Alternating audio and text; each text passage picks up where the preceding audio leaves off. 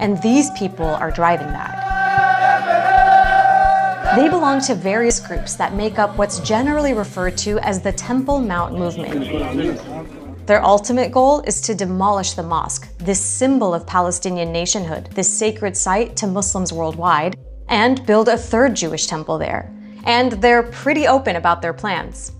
For 34 years, the Temple Institute has been preparing for the rebuilding of the Holy Temple and the renewal of the divine service.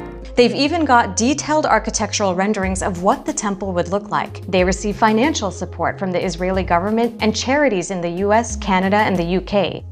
In recent years, they've even offered cash rewards to Jews who enter the Al-Aqsa compound or slaughter animals there, which was part of Jewish ritual at the original temple. For decades, these activists were dismissed by most Israelis and constrained by the government. But that was then. So a few years ago, this was considered fringe? Zealots, lunatics, peculiar. Today it's mainstream. Yehuda Glick is one of the movement's most prominent figures, and he served in the Israeli parliament, the Knesset. He's not the only one to reach that office. 10 years ago, there was not a single member of Knesset who ascended Temple Mount.